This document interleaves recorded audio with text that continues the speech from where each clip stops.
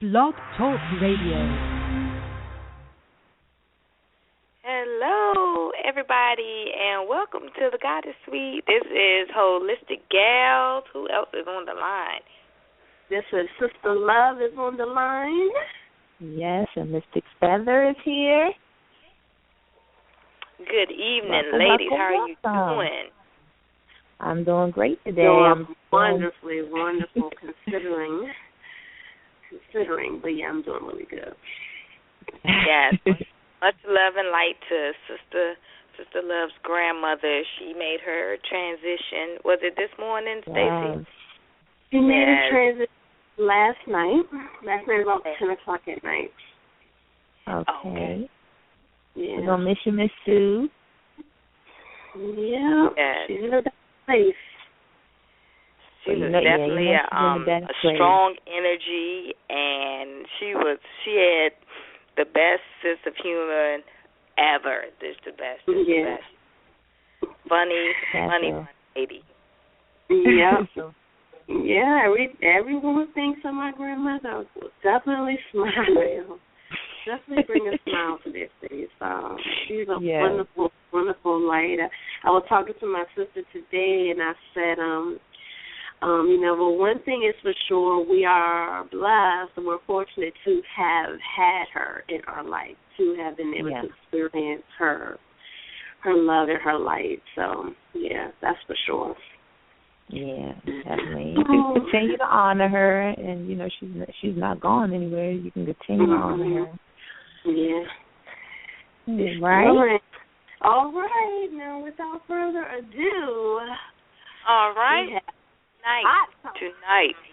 Yes, tonight it is getting so hot in the Goddess Suite. It's explicit, R-rated, so put the kiddies to bed. You don't want them eavesdropping on the conversation. Conscious tea we're going to be sipping on tonight. We have no other than Mr. Daryl Mooney, and he is going to be talking about Tantric Secrets, Limp Lingams, Ejaculation, Injaculation. What is Tantra? Where did it originate? How can it improve my love life?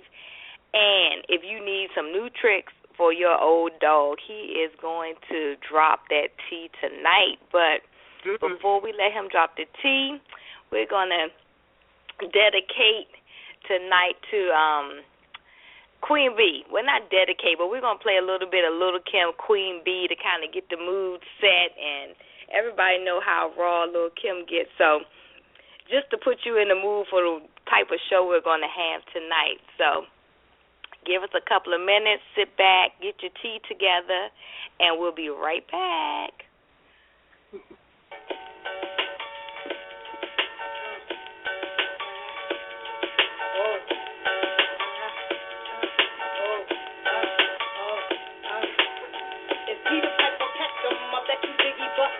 Probably tried to fuck him. I told him not to trust him. Lyrically, I dust him off like flesh. Hit hard like sledgehammer. Bitch with that platinum grammar. I am a diamond cluster hustler. Queen bitch, supreme bitch. Kill a nigga for my nigga by any means, bitch.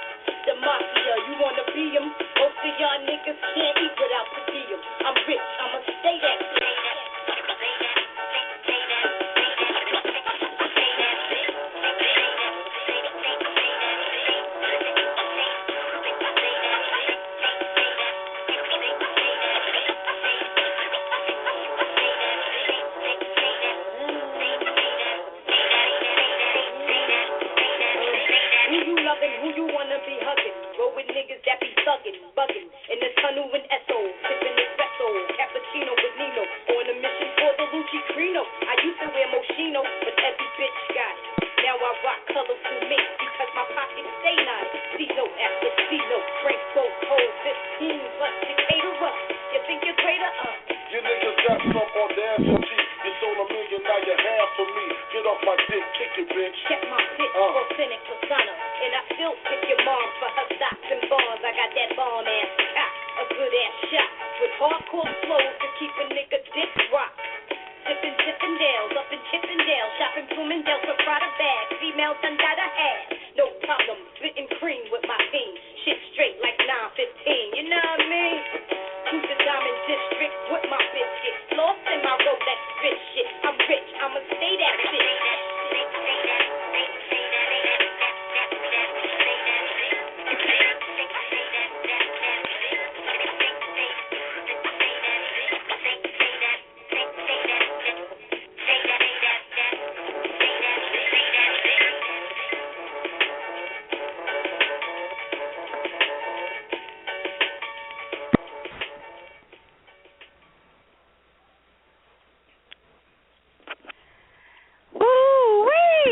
Oh my gosh.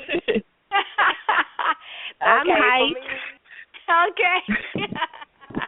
That was definitely a blast from the past, and yes. I can remember being in high school and little Kim coming out and rapping her songs and not knowing what the heck she was talking about. I know, right? We knew all the words, right? So now, yeah, she definitely introduced us. Go ahead, Mystic Feather. Yes. Go ahead. You said, oh, she definitely introduced us. Yeah, she really did. A lot of things I never even heard of. I know. Oh my Peace God. to the Queen Bee. Yes, Queen Bee, definitely. All right, I guys. guess she was our Millie Jackson of our time. Yeah, definitely. Because I can remember Ma listening to her songs and it'd be like, what? What's she talking about? Yeah. Okay, guys. This is Raw on the line. Without further ado, Mr. Daryl Mooney, CLC. He is a comedian, a certified life coach, new thought leader, and motivational speaker, one half of legendary duo the Mooney Twins. He is the eldest son of renowned comedian and comic writer Paul Mooney, as well as the protege of legendary comedian and activist Dick Gregory. Daryl's life for over 2 decades has been devoted to empowering people, inspiring them to embrace their personal and spiritual power. Daryl has shared the stage with the likes of Reverend Michael Beckwith, Dick Gregory, Paul Mooney, Iyanla Vansant, Jewell Diamond Taylor, Minister Farrakhan, Frankie Beverly and Maze, Stevie Wonder, and of course Dwayne and Paul Mooney. He teaches techniques and coaches individuals in the areas of mind science, sacred sex, laughter therapy, prosperity, and personal power.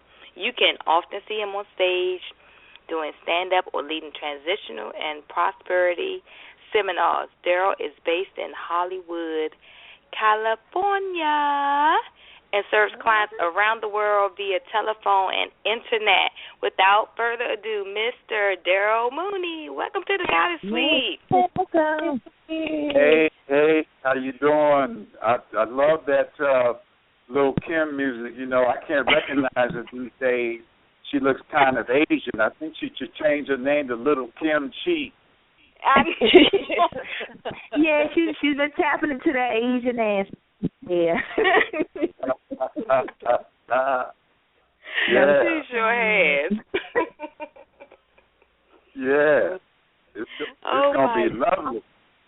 This is going to be great. Oh, my gosh. Yeah. Okay. First off, Mr. Daryl Mooney, please, I want you to tell us a little bit about yourself, and then I want you to go into telling us how you got into Tantra. Yes. Good. Look, that's funny. the sisters, there's two ways to say it. It's Tantra and there's Tantra. And the real horny people call it Tantra. So here we go. Uh-oh, somebody told him this too. I love it. Oh, God. I'm about to mute my line. So, anyway, as it said in the intro, I'm the oldest son of legendary comedian, writer, actor, Mr. Paul Mooney. I'm a comedic partner and speaker and solo also, but with my brother Dwayne, we are known as the Mooney Twins.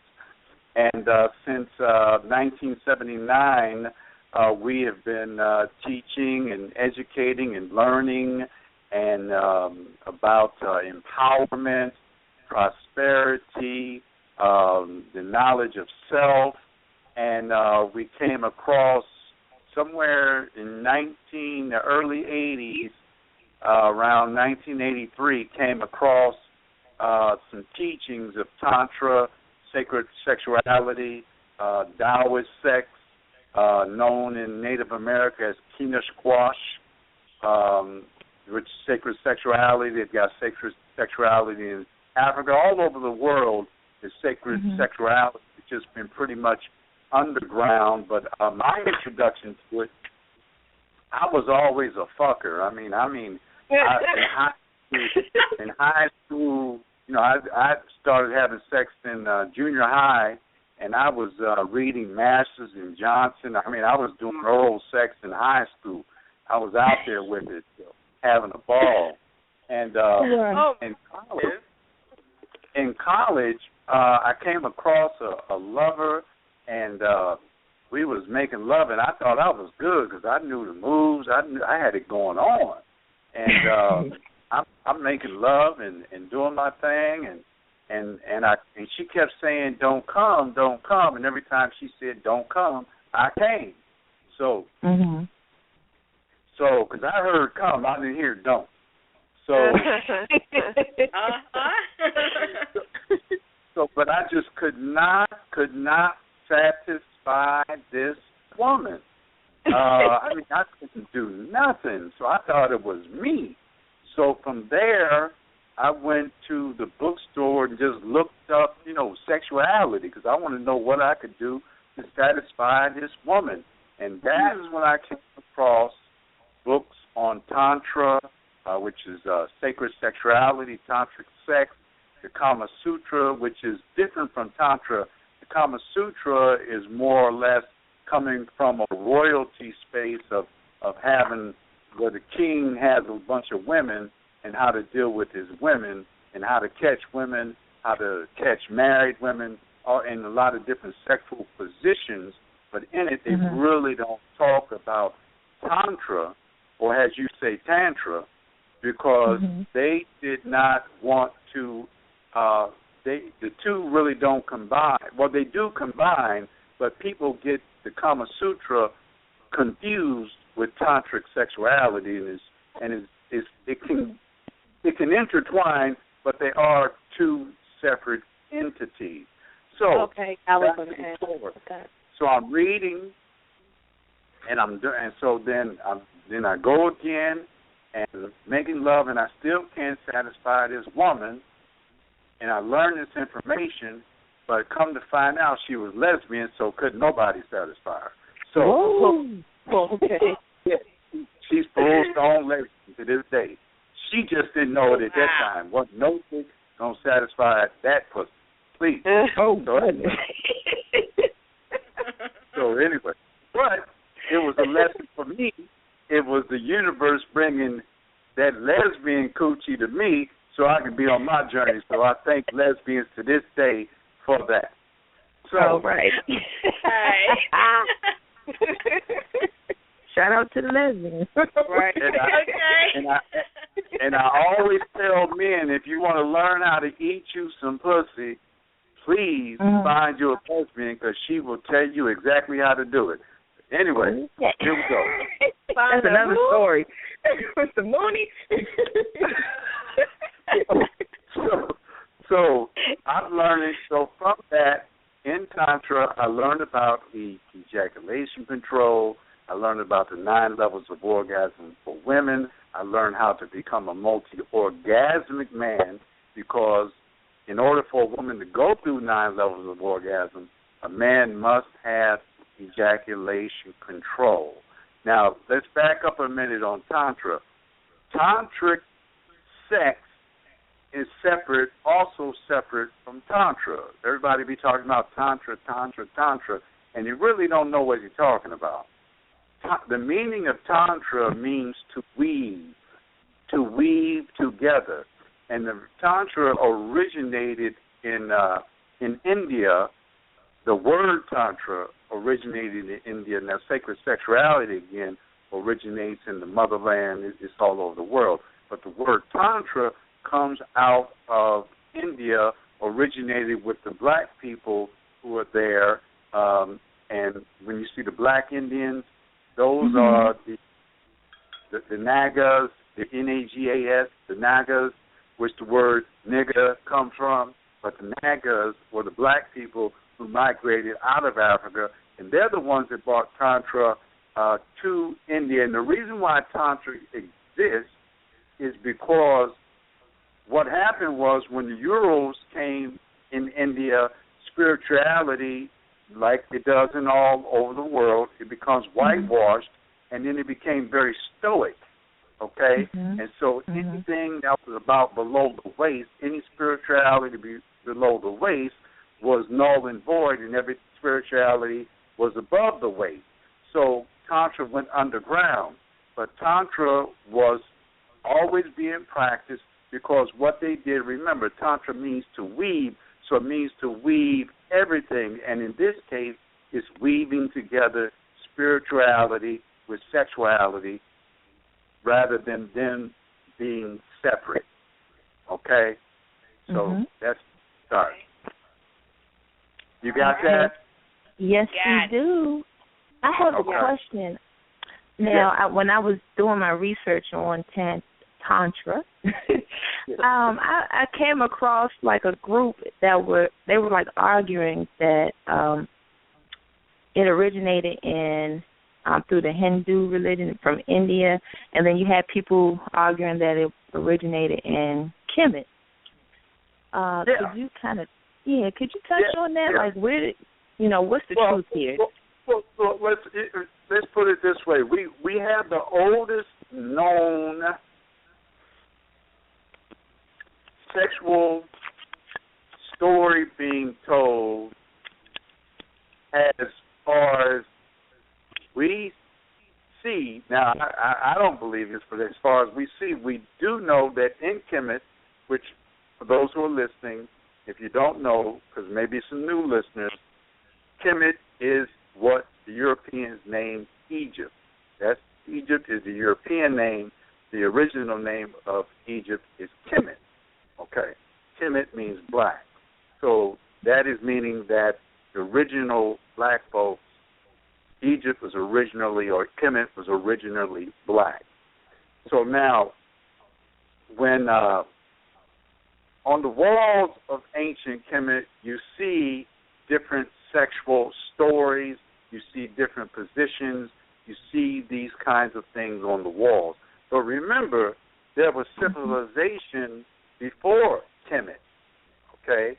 So there were black people in Africa before Kemet. So therefore, when we talk about the original sacred sexuality, it didn't start at Kemet because folks was fucking before Kemet. Please, give me a break. So now, and we know there in tribes, there is a community in the motherland, there, and especially in Nigeria, there is a sacred sex society. Okay, so this is underground. There have always been these practices. This is since the beginning of time. See, the first sexual energy we have to understand starts, okay? It's an energy in the universe itself. You got me? It's an energy within the universe itself. It's not something just in your body. It makes the whole universe work. This is what, see, the universe in cosmology is a big old gigantic womb, a big old gigantic pussy, okay, a big gigantic coochie. And so within you have the Big Bang that's going off.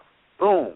That's the universe having an orgasm within itself. See, when you have you ever familiar with a what's the exploding star? What is that called? Come on, somebody. Shooting star. Oh, it's exploding star. Oh, what is that called? Star? Come on, what's the star? Meteorite. No. But that you can use that too. But God, dog, asteroid. No. When the stars, it builds up, then it explodes, and other planets and stars come out of it. I can't think of what it is right now. It'll come. Is it similar to the Big Bang Theory? You know it when I hear it. Well, that explodes. There's stars exploding all the time in the universe, So that is the universe literally making love to itself all the time. We are just physical manifestations of that orgasm that's going on all the time. Okay, so in our bodies, when a man ejaculates or a man has an orgasm with a woman, that is a reflection of the greater universe itself having its explosion. So it's not just a earthly thing, it's also a heavenly thing when you're making love. In fact, the ancients say the original sex is heaven and earth coming together, which is man and woman, but you're talking about heaven and earth coming together, and when you understand love-making at its highest level, then you start having those kind of multiple orgasms where you really experience your immortal self right now in the physical when you understand the secret of what's going on. Okay. Wow. Okay. Now, is that supernova? There you go. That supernova. No, it's another one. It's that could be. Is it supernova? It's yes, I believe so. Yes, the supernova. Yes. That's what I'm talking about. When it builds up, and it explodes. Boom! That's like a ejaculation. Bam! All those little creatures, those planets and stars. The same thing that's coming out your seed. I mean, you think of a million sperm coming out, and that one is racing to that womb. That one is racing to that egg. Is you, and you won. That's powerful. Wow, well, that's very powerful. That's who you are. That's who you are. That's who we are. So, but it's always going on, and you can tune into it if you just meditate and be quiet. You can feel it just boom, boom, that explosion going on all the time. I know what you're talking about. Y'all ain't ready for this. You ready? We're taking notes, honey. You know. I'm trying to tune in. I'm trying to do my breathing. Daryl, why do you think sex has been taught to us to be so dirty and negative, and why do we repress our sexual needs and urges? What do you think caused this among people today? Religion. Yes. Man-made, patriarchal, man-made religion. When y'all was running things, when the women was running things with the matriarchal and the goddesses, sex was cool. Y'all went and got your dick when you wanted it, no problem. It was a part of just being harmonious. But when that man put them scriptures together and that bull crap together and that man-made, you look at all the scriptures, right, from Islam to Old Testament, New Testament. Who wrote all them books? Men or women? Men. Don't that tell you something wrong? Yeah. Don't that tell you something wrong? Yes. When we already know the wisest people on the planet is women, then you're going to follow a man to God? Please, first of all, when you have in the Bible that this was the first trick to disrespect, telling you that a woman comes out of a man's rib. So it'd be kind of cool if they made it fair, because we got 6 ribs, so that would make it mean I got 6 women, right? But when you look at it, to come out the rib, I mean, what kind of you're right. What kind of sense does that come out the rib? What kind of gay? What the rib? That's a total disrespect. Right, of all parts, the rib. Okay. Total disrespect of the coochie, total disrespect of the yoni, which is in there. The yoni means sacred space. So it's a total disrespect of the nothing come on this planet unless it's coming out that womb. And there was a time when you women could just make babies on you. You didn't even need a man. You just created on your own through you. Yes, okay? we sure did. Okay. Wow. So is that where the Immaculate Conception comes from? That's what that's about. That's you. Okay. That's what y'all was doing. Okay. So when you reduce y'all down to a rib, that's total disrespect of the power of the female, because when you look at it, even when you're making love, when you look at it, the woman is the socket and the man is the plug. Which one is connected to the power? The socket or the plug?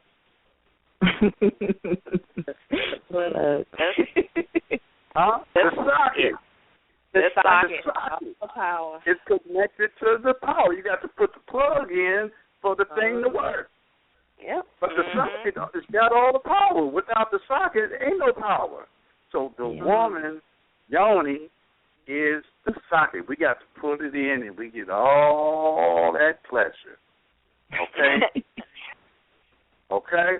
So how did it break down? And the question again, patriarchy, religion. And when you look at in Africa, through my studies, we found in tribes they had initiations for the young sisters and the brothers. For the initiation for the sisters, I'm talking about girls 13, 14, 15 years old, initiation, but they would get ready and prepared for the power of their yonis. They would have to, like a phallic is a dick, a phallic, right?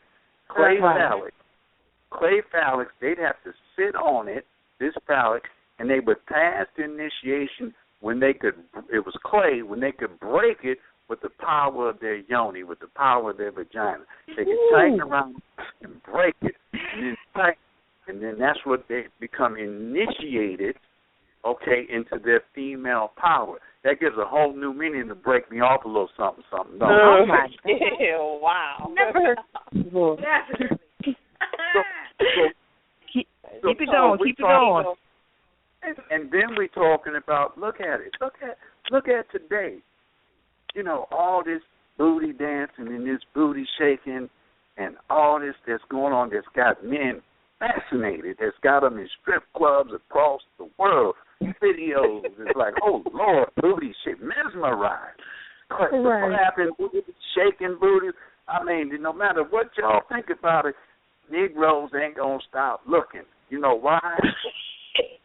Because it's the kundalini. The kundalini is the sexual energy, the lower aspect of the chakras that's stuck in the lower area, and that's shaking on you, and you will watch it all day and all night, because in primal cultures, in original aboriginal cultures, shaking your booty uplifted the village.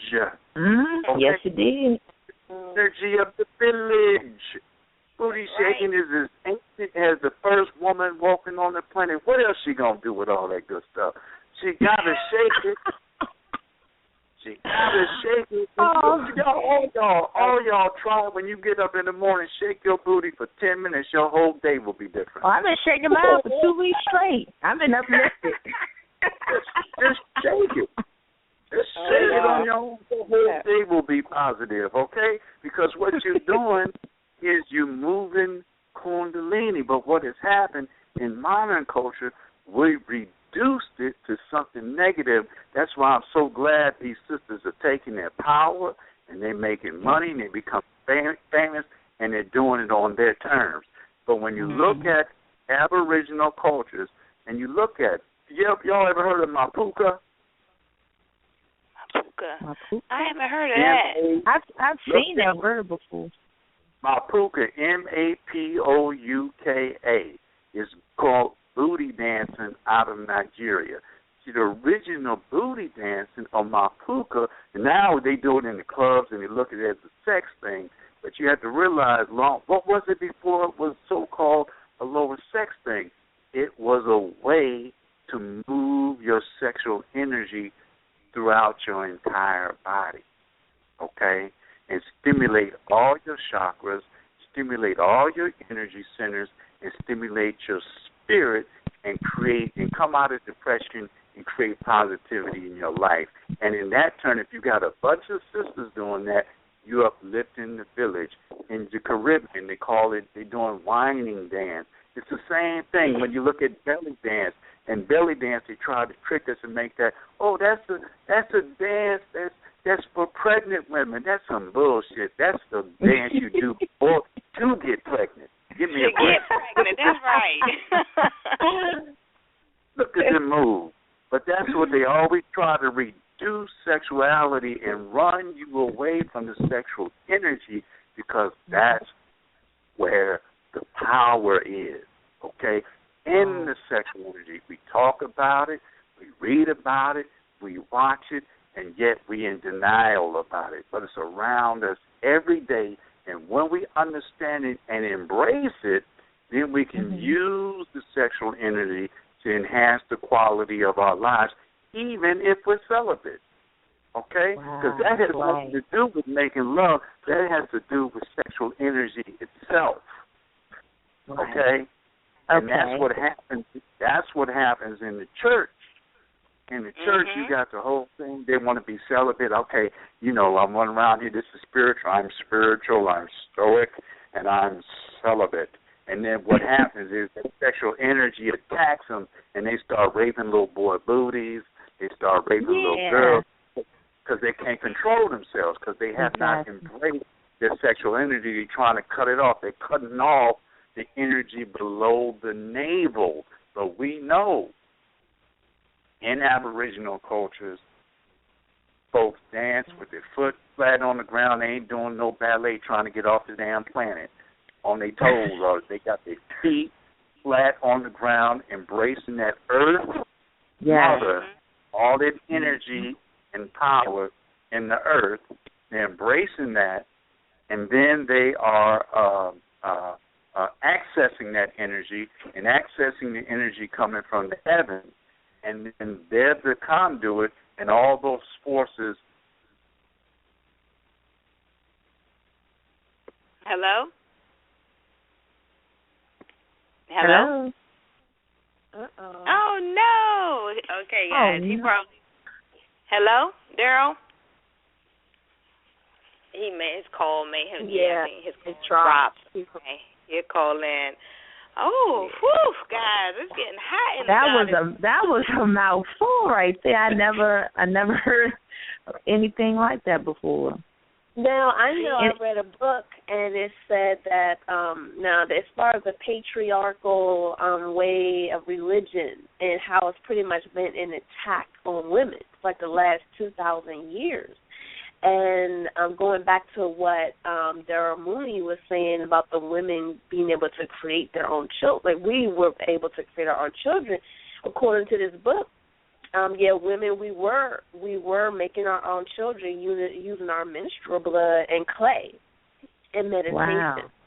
And also, men were jealous of the fact that we had that ability to create with our blood, and they didn't have that. So then they have this religion, and they use blood in that Christian religion. They say, well, if you kill this calf, and then God will give us this and that. So they created this. According to this book, the patriarchal people who wrote the Bible and this whole religion that came about was all like against women, like it was a war against women type of thing, and well, there's still a war against women going on. Oh yeah, it is. Daryl, are you back on? Yeah, I'm here. So does that make sense what I'm talking about? Yes, it does. Go ahead, Finn. You were talking about I think the last word I heard was conduit. Yeah, you're a conduit for that energy from the heaven energy and from the earth energy. See, in religion, what do? They embrace heaven, but they deny earth. Yes. The devil is in the earth, okay? So the devil's in the earth. The devil made me. The devil is in the earth. The devil, nothing good is in the earth because the earth body is the navel and below. That's connected to the earth. The solar plexus and above is connected to the heaven. So we're half of people when we're into the patriarchic domain, and all our prayers is, what do we say? Our prayers is going up. They ain't going down. Our prayers are going up, go up. Okay? Now, what about the earth mother? Okay? You got to plant seed in order for something to grow, so something got to go down for something to come up. See, but we separate the earth energy from the heavens. This is what patriarchy does because it denies the mother. But the mother force, even in Christianity, you have the Father, the Son, and the Holy Ghost. That's some bull crap. That although, in Gnostic Christianity or mystical Christianity, the Holy Ghost is the female. All right? That's the female energy. They just don't want to tell you that. They make it a male triad, which is some old gay stuff going on. How you please? The only triad that exists is mother, father, child. Mother, father, child. Heaven, earth, you. Heaven, earth, you. Mother, father, child. Heaven, earth, you. That's the only mystical triad that you need to be concentrating on. All that other stuff is made up stuff. Don't even make sense. So, you being the conduit, okay, we're not even talking about, we ain't even in the bedroom yet, okay? That's what I'm saying, because people got to get to the, you got to get it's levels to this, It's levels, We're talking about you, okay? So, and now let's go back to Kemet, okay? In Kemet, you've got different, you got Mean, M-I-N, he's a god.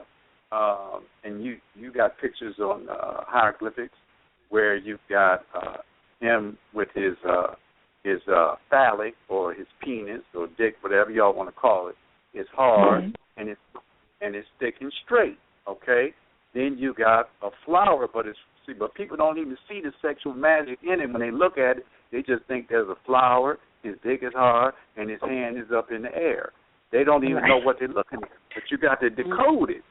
Okay? So you look at it, and you tune in the sexual energy of it. He's got his hand going up straight, which is calling upon the heaven energy. His feet are connected to the ground, and then his phallic is pointing hard directly toward the lotus flower, and the lotus flower represents the coochie, the yoni.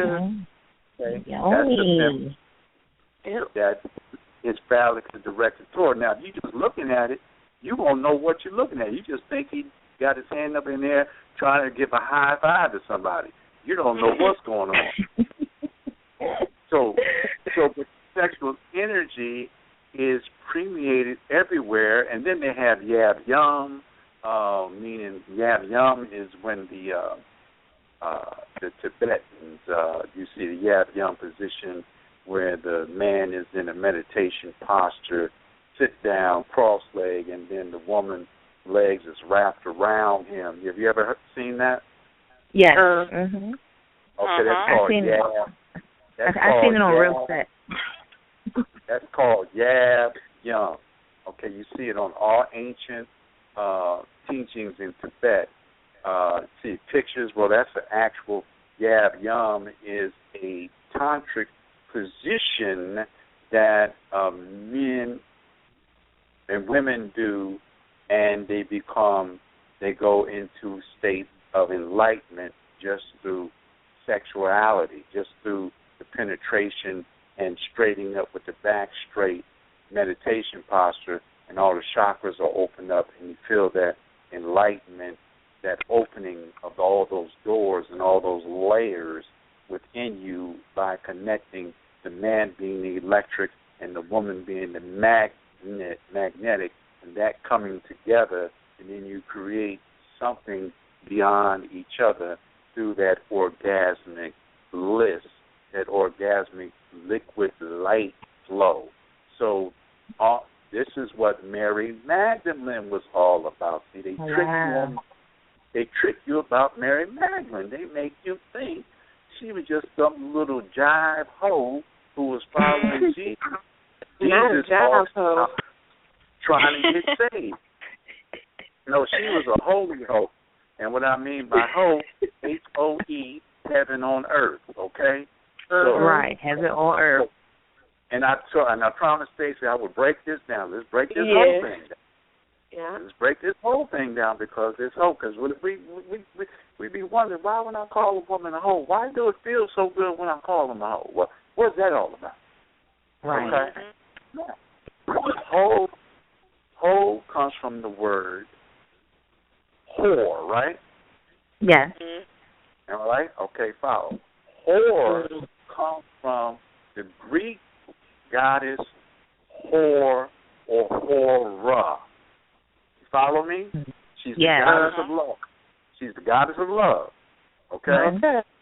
Now, trace that back so you know it was people, like I said, fucking long before Greece. Because African people existed before Greece, so where'd that come from? So when they went to Kemet, they was traveling, there was a group of temple sisters. The temple sisters in the temples of Kemet who were sexy, who were spiritual, who mastered the 64 arts of love and war.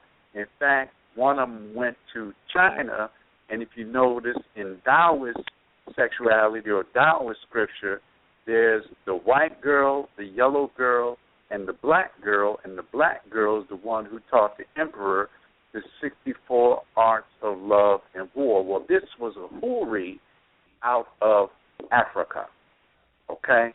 So temple sisters in Africa, all right? The temple sisters rolled, they were masters of the arts of song, dance, sexuality, poetry, healing, and also commerce. They were also the richest women in Kemet. These temple priestesses were worshipped and honored, and even in India, the beginning stages of India, the sisters and the women were worshipped. The sexy sisters, the Tantra priestesses, were worshipped just like in Kemet, more than the priests. And that goes back to what you were saying as I came back on the phone, how the priests got jealous of them. People would come and honor them. Okay? And in fact, the women of the husbands of the army men who went to war, they would go out and go to the priests and give up some booty once a year just to show their respect for them sisters, because they were so powerful. Because when the brothers would go out to war and they would come back, you needed a transition period because you got all that blood on you, all that war on you, all that anger on you. You just confabulated crazy, you tripping, you done seen the worst of the worst craziness. So you had to go to the temple with these sisters to come and heal you, sing to you, make love to you, feed you, do everything that it took to bring you back to balance. Then you can go back out in society. Then you can go back home to your wife and your family. You see how deep this is? Wow. Yes. Cool. That's real. These sisters who were in Kemet were called Houris. Whore. That's where the word whole come from. And then you know it. And you know it's something. And they saw these sisters, these priests, and these Romans saw these sisters. They are goddesses. So they named their goddess Hora after Huri. And then Hora dropped a whore and it dropped a hoe. And you know it's something powerful when one of the most powerful chants in the Native America is what? Ho. Ho. Ho. Yes. Ho. It's an earth chant. Well, I'm so glad you broke that down, brother, because you did call me a hoe the other day, and I've been thinking about that.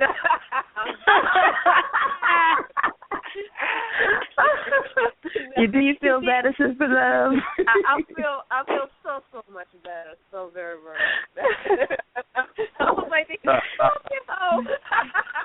oh goodness! Look, you can take your place on your throne now. Go back to this. Now, Daryl, can you break down the not the differences, but the similarities between the Shakti energy, the Holy Spirit, Chi, Ashe? Can you explain how all of that is connected? Oh, I'm about to wake you up, sister. Break me up then. Yes. I was doing my research. I told you. First, let's start with Ashe. Okay, the word Ashe. In fact, there's a little trick, little gift I'm gonna give y'all when I'm gonna give you a gift when I explain Ashe to you. Okay. So Ashe, we know that comes out of Nigeria, right? Out of Yoruba. Yeah. Yoruba. Ashe means power, means light. Afrocentrics say Ashe, or the Nigerians say Ashe, like Christians say Amen. And we'll go back to Amen comes from Amen Ra. They cut the Ra off, the light, and just kept Amen. So we'll let back to Ashe. So here you go with Ashe or Asheo, but Ashe, A-S-H-E or A-S-E.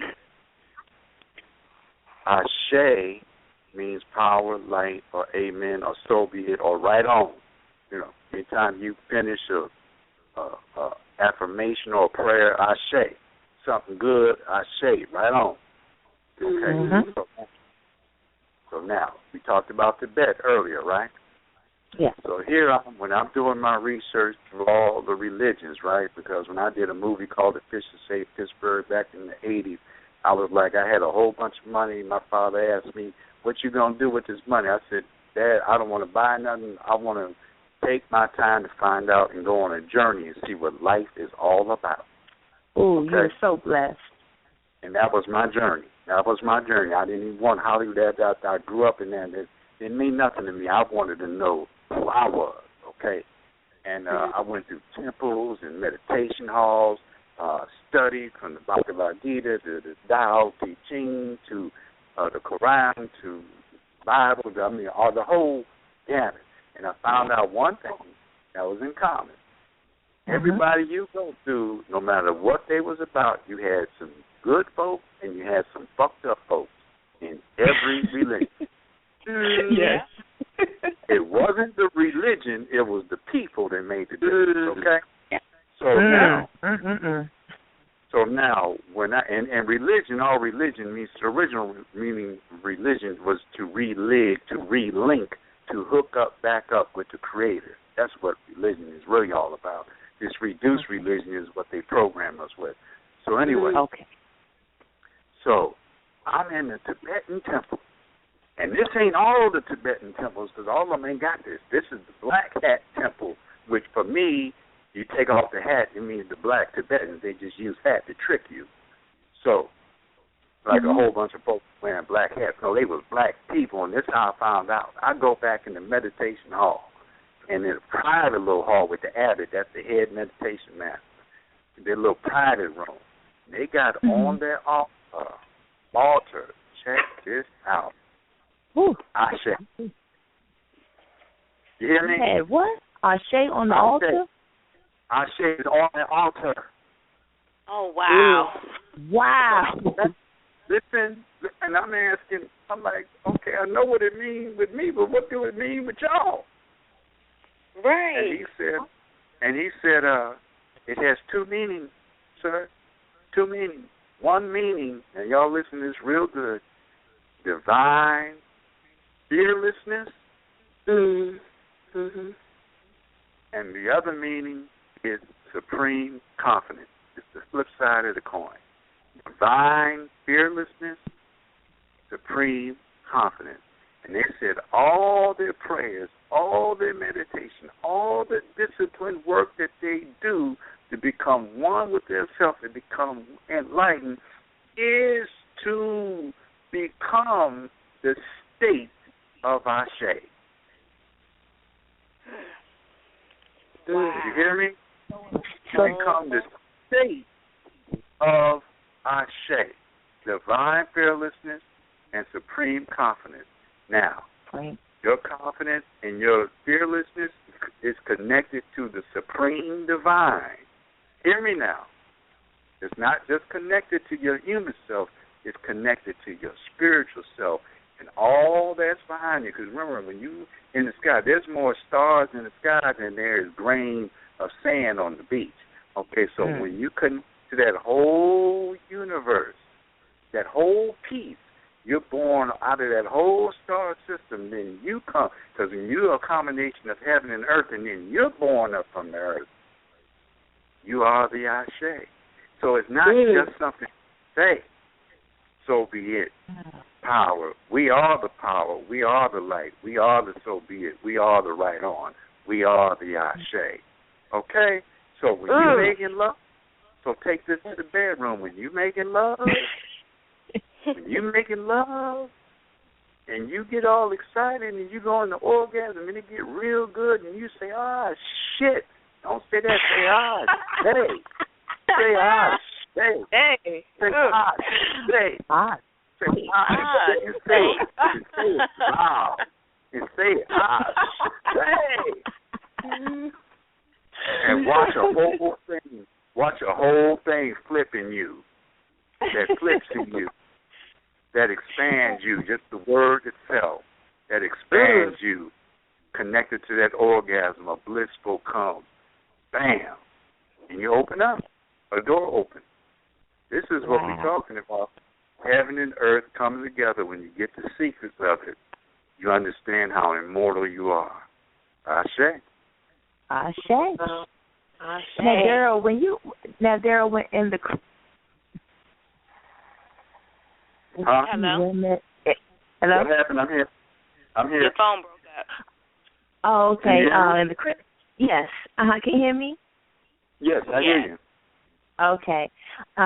In the Christian church, you know how you see women seem like they're getting aroused or something is just, rising up in them, and then they start convulsing and all of this. What is that? The same energy? Is that the whole? What they call the Holy Ghost? Is that considered the same energy? Ghost is the call. I'm glad you reminded me of that because I got off. I didn't get off course. I was just going into that shade to continue. You was talking about the Kundalini. Yes, that is the Kundalini energy. Now check this out. Mhm. Now hear this real good. Cause this when you're gonna look at that whole thing in a whole different way when you get this one. Now, that is all. You are absolutely right. How you get so smart? Where you learn that from? I don't like to read that.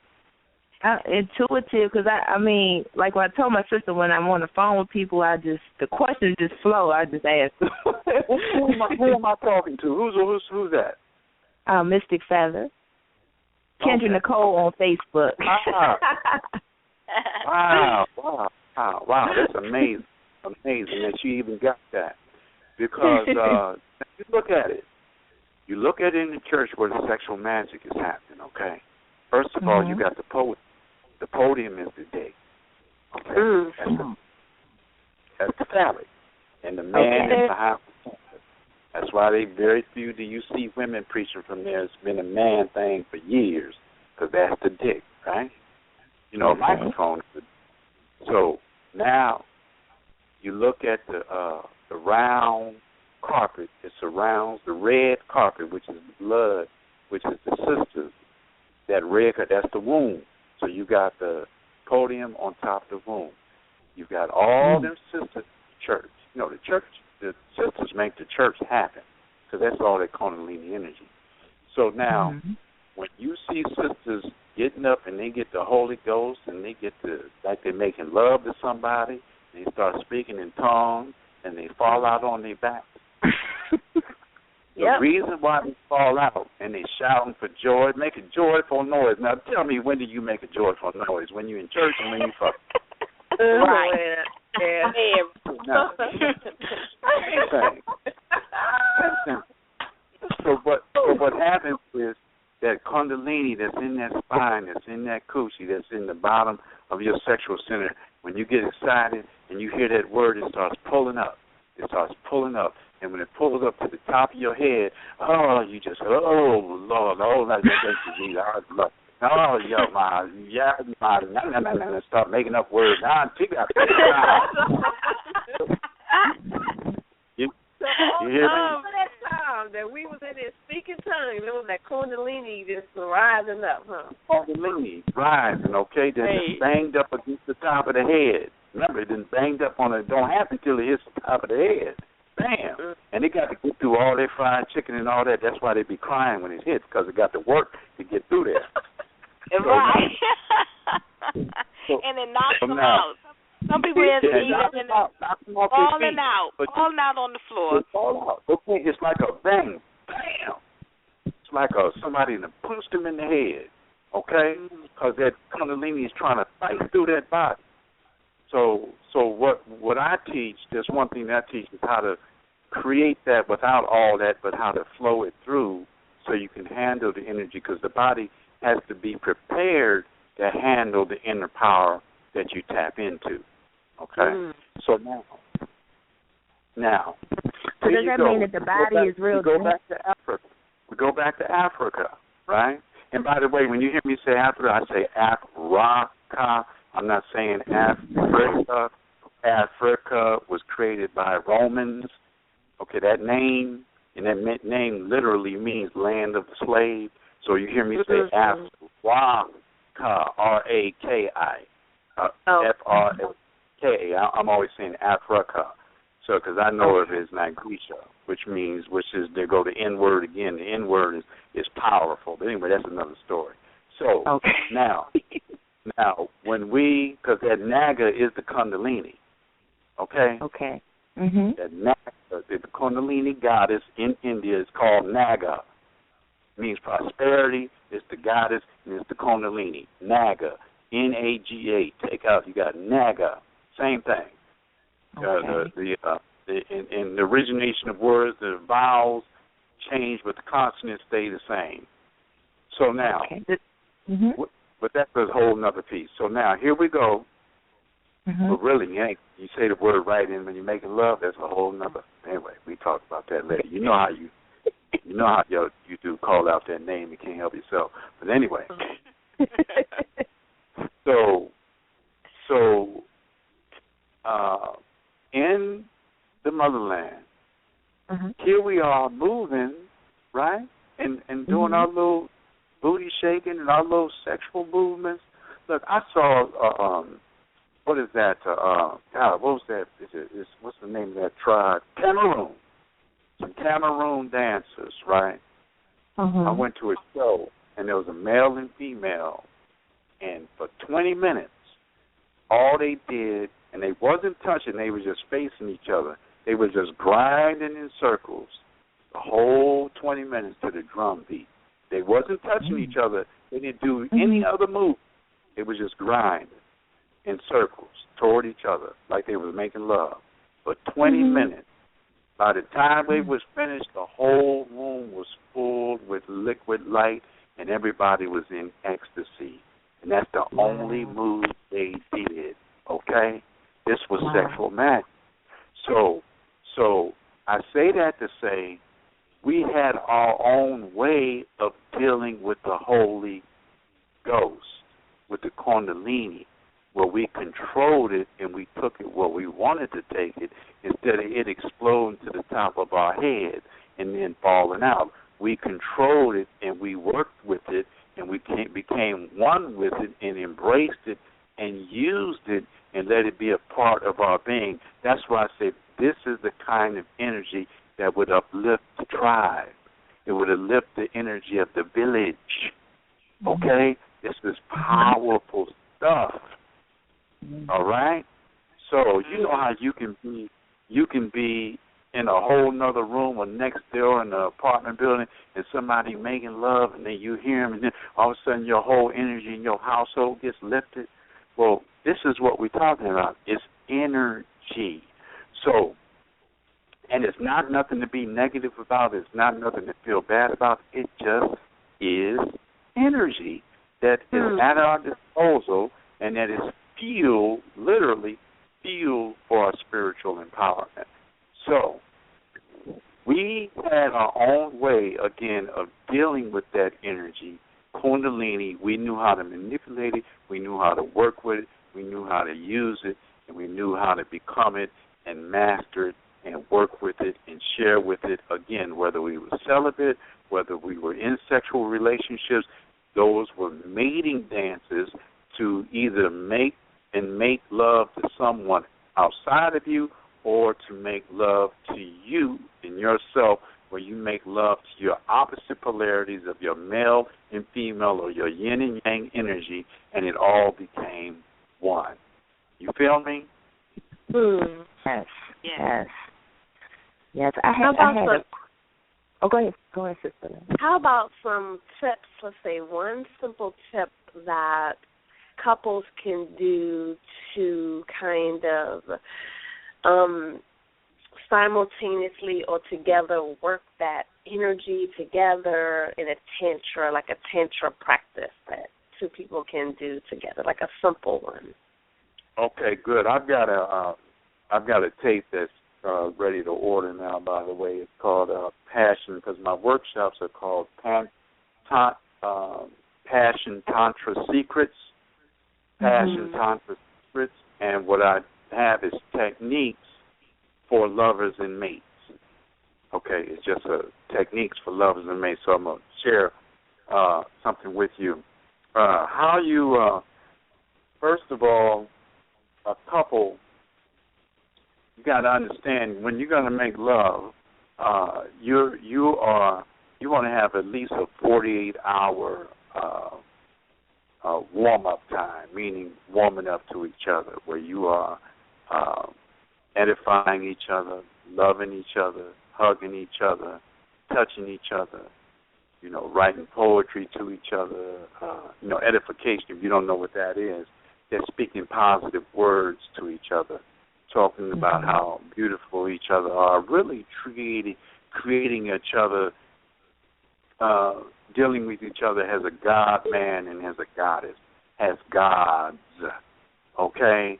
Wearing clothing that is sexually stimulating to each other and is pleasurable to each other, and eating together and feeding each other 48 hours before you even, because you want to create the environment, the aura. You want to unionize with your auras, with your magnetic electrical energy presence. You want that to come together before you even enter the female or before you allow the man to enter you. You want him to already be inside of you. You understand what I mean? Yes. Okay. Already be inside of you. So that's a great practice, and consciously doing that. Not no mistake. Consciously saying for 48 hours, this is what we're going to be on. All right? Right. This is what we're going to for 48 hours.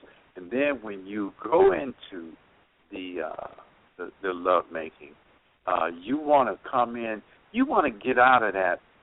And I'm not saying it's a bad thing. It's just more yang than it is yin. But this is what people concentrate on, and especially men. You hear words where sex is so violent.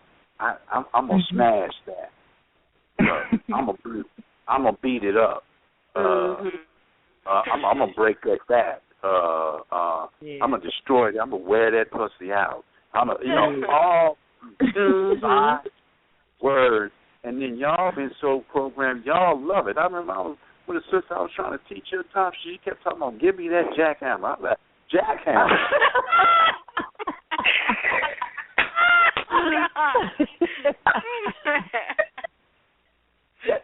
She wants to teach you something, woman.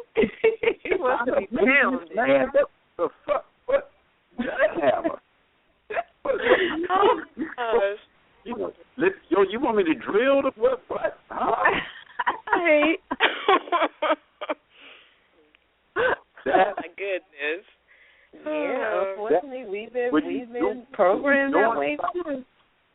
When you're doing it like that all the time, because that programming from porno, slam bam, thank you, ma'am. No. Last a while and stay a while. Okay. So when you and I'm not saying you can't never do that. I'm just saying don't make that the main thing. Okay. Right. And learn different ways. Learn how to be smooth with it. Learn how to be gentle with it, because this is when the energy, when you start making love with the energy force, the electromagnetic energy that's below the level of the skin, you've got an electromagnetic current that flows through the body, and you want that to be a part of your love making. And if you slam bam and ma'am, it's all physical. It's all just a physical thing, and you miss the whole spirituality of it. You see, then the only time you feel the spirituality is when you come in.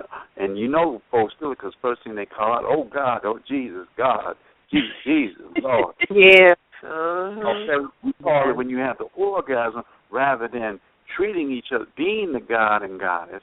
And when you come to the table of love, you are already in that space of orgasm, because there's different levels and layers to orgasm.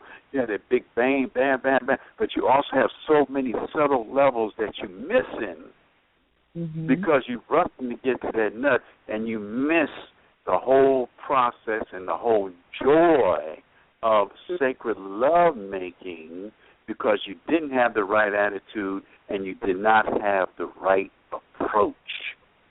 Okay? Wow. Are y'all feeling me? Yes. So basically your intent is very important before you go into the sex. Okay. Very much so. And white folks, I learned a lot. See, y'all be thinking you can't learn nothing from white folks. I went to a whole bunch of Tantra workshops with white folks, and white folks do some wild stuff, man. They have you, they will like take a person. And I went to one tantric workshop in the mountains, and they took a person and put fruit all over their whole body, just chopped fruit, right? And the whole workshop ate the fruit with their mouth off that person. You hear me? Really? And when I got up off the floor, oh no!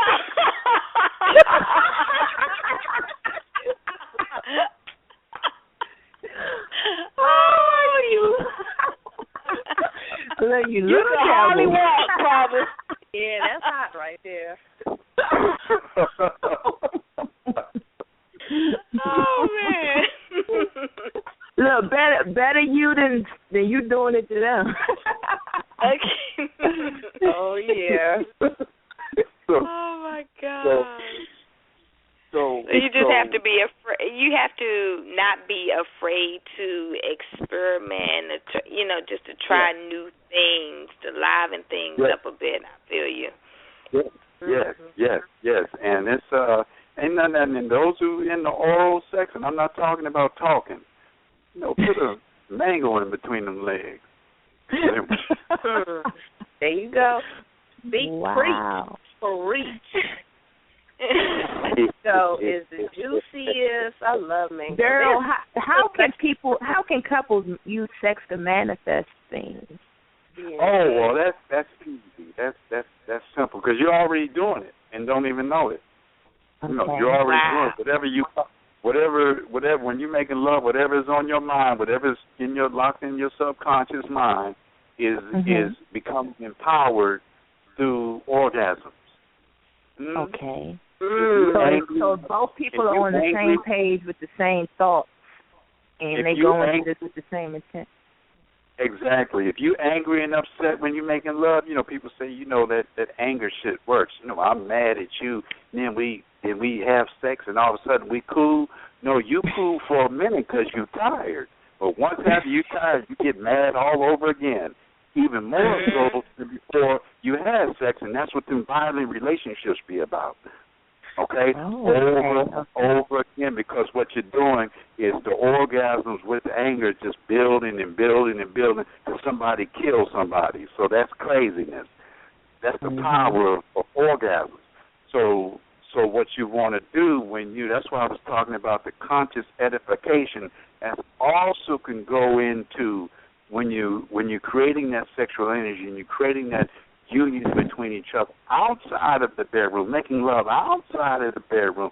You're creating at the same time. That's when you want to plan your future. That's the same time you want to think about the things that you want, because the power of her magnetism and the man's electricity and that coming together, you're creating a vortex that is sexual magic. Okay, and then when you're in and making love itself, if you want to at times, you can make love and be talking about the things that you want to create in your life. Oh, baby, this is good, baby. I want a Rolls Royce. Can we have a Rolls Royce? What color? Ooh, this is good. What color do you want it, baby? Ooh, daddy, I want the Rolls Royce to be beige and brown on the inside. How fast you want to be driving on that high? This is good, man. You hear what I'm saying? Yes. You feel me? I love it. Yes. Everything is related. Yeah. Did y'all hear me? It's simple. Y'all hear me? So you can do that right in the flow of it, because there is no wrong way to do it. You hear? It's creativity. Okay. Use your creativity. Some of y'all may be bigger freaks than others. It's creativity. Yeah. Some of you may be cool with it. Some of you may like to hold still and just visualize with your mate while you're embracing. So there's a lot of different things you can do to make it happen. So, but yes, definitely using the sexual magic. When you look at the Mount on Washington in Washington D.C., you look at the big phallic, white phallic, and then you look at the Oval Office, which is the vagina. Then the phallic is the penis. They're doing sexual magic right there in Washington D.C. So it comes out of chemists. So but we are that.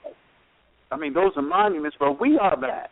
That thing on the man phallic, that is magical. That thing on the woman, that womb, that yoni, that is magical. That lingam in the man, or the vatra they call it, which is the thunderbolt, which is connected to Shango, because remember Shango in Yoruba is the master of the thunder, the thunderbolt. He carries a thunderbolt. So the Shango is your phallic, and the woman is Yamayaya, who's the sexual goddess. That's it all relates. We had the magic going on. We got it going on. We are it in its living experience. It's all in us. We can call it what we want, but basically it's all us, and it's all good. Yes. Beautiful, Daryl. I know we have some callers waiting to talk to you, ask you some questions. Are you ready? Yes, I am. Okay. Hey, let's see. Hello, caller. Question, comment, sipping tea. Hello, area code 540. Oh, that's me. Hello, how are you? Fine. How are you, sister? Oh, doing wonderful. Well, Mr. Mooney, I really appreciate your lecture and how you're just turning me on over here. I thought it was just me. He is fine, girl. He's fine. Well, my question is, as a single woman, I don't have a mate, and I would like the sisters to come to have a show that will pertain to or be more on the level of a single woman or a single man. How do we go by doing certain things that doesn't require another person? So do you have any tapes that I can buy or listen to that can help me explore that sexuality for myself until that mate does come along? Yes, I do. I appreciate you. I love your voice. Thank you. What you want to do is there's something called they have different names for it. You will come across this if you look if you're looking at Tantra at all. You call it white Tantra, then they got red Tantra, white Tantra, red Tantra, or they call it the left-hand path or the right-hand path. Okay, and what that means is the left-hand path or the white Tantra is a person who is single, who is cultivating the energy themselves. That's why I always say a celibate. A celibate can be a person who's choosing to be celibate right now, or they just may not be getting no yang or no cuckoo or whatever. They just ain't getting it for whatever reason. So, or they may not even want it, right? But that does not mean they have to disassociate themselves with their very own sexual energy, because their own sexual energy is power, okay, and is healing, okay. So circulating your sexual energy, and you can do solo. All you're doing when you're with another person, you're doing the same thing you're doing individually. You're just doing it with somebody else. Okay. But you want to, and in fact, it is, through the disciplines, you really want to practice by yourself. See, and they call it masturbation in America, right? But I'm so glad they used a new word. It's called self-love. Okay? Some of you ladies got toys, and you done fell in love with toys, and you don't want nobody. But you gotta watch out for them toys, because them toys, boy, woo. I remember, boy, coming to the backtrack. I was with this big, fine sister. This was a few years ago. She was a Christian woman, right? And she would, we would make love, and her daddy was a preacher. She had a big old picture of Jesus in the house. And every time we make love, she put Jesus' picture down, because she said, I don't want Jesus to see her. Oh, my God. That's it. I said, well, the motherfucker still hear us?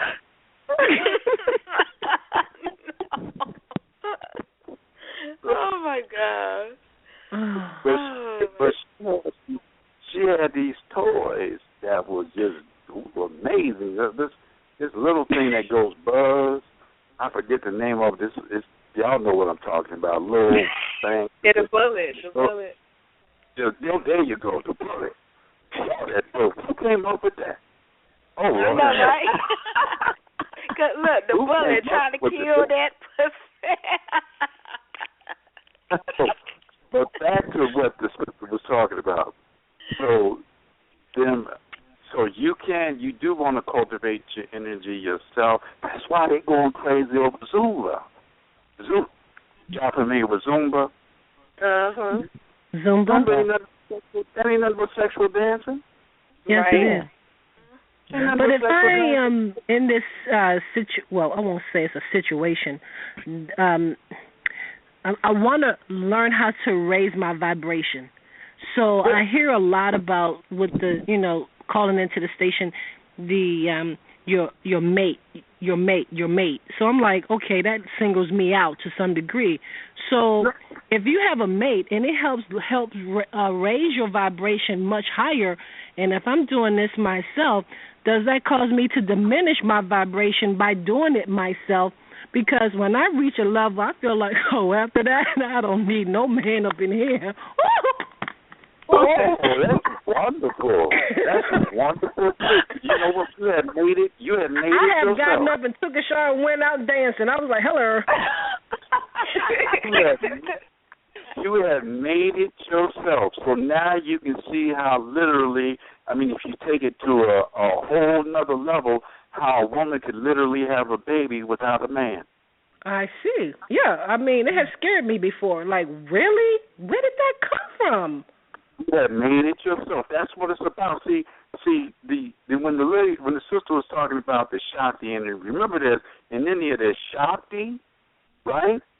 Which is at the bottom of the chakras, the lower chakras, the area in the sexual energy, right? That's Shakti, the female goddess, the red goddess. Remember her husband, Shiva, is at the top of the head. So the whole idea is when Shakti raises up the Shiva is when you have enlightenment. In China, they call it yin and yang, or you can call it asar and oset, whatever male-female energy. The female energy below, the masculine energy above, the earth below, the heaven above is the head. So when the earth comes up and meets the heaven is when you have enlightenment. The thing is this, the trick is this. You don't want to be locked up in your heaven head all the time, because you ever see a lot of spiritual, you familiar with Osho? No, I'm not. Y'all familiar with Rajneesh Osho? Well, I can't, he ain't the one, Osho? man. But if you, no. Osho.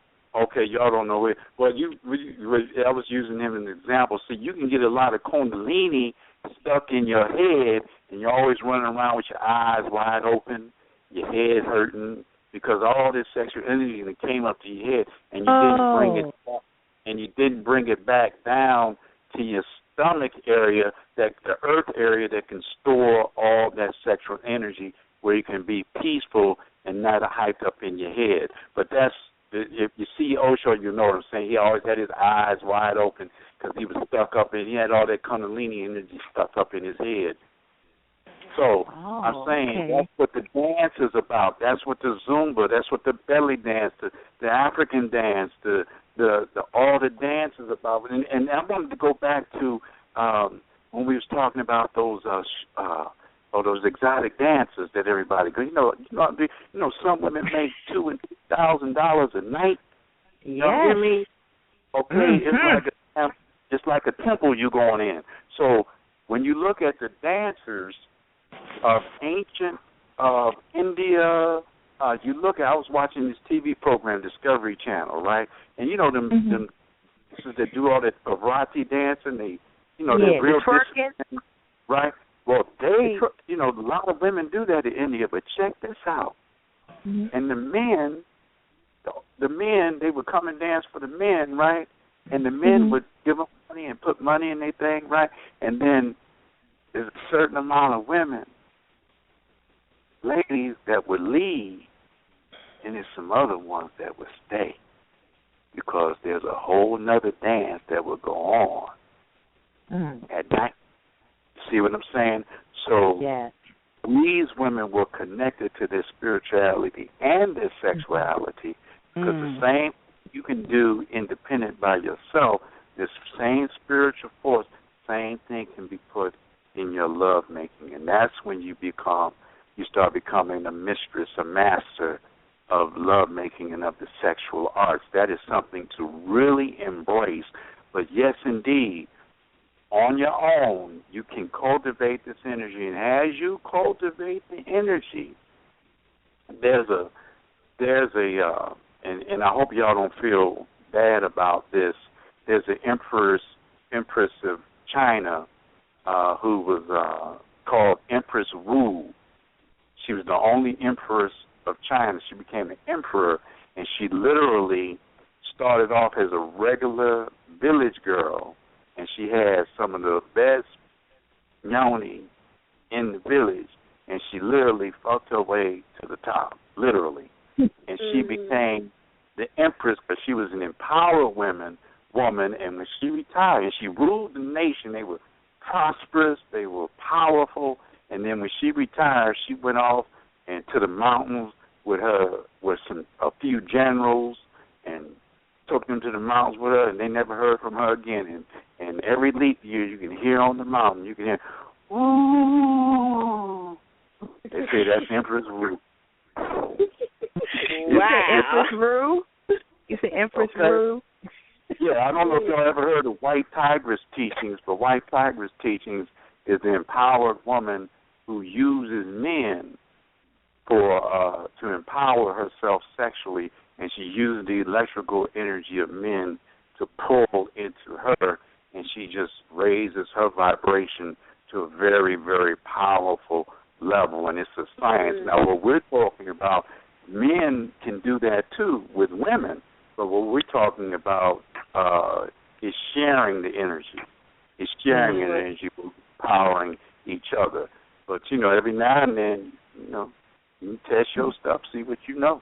So, but the bottom line is the answer to your question. Yes, I do have recordings, have MP3s, and if you go to my website, because I'm also a life coach. I've got y'all get this, BIT, that's bit.do, bit.do/DM coaching, lower caps, DM coaching. That's bit.do/DM coaching. And there's 2 tapes, Passion, Tantra Secrets 1 is techniques for lovers and mates.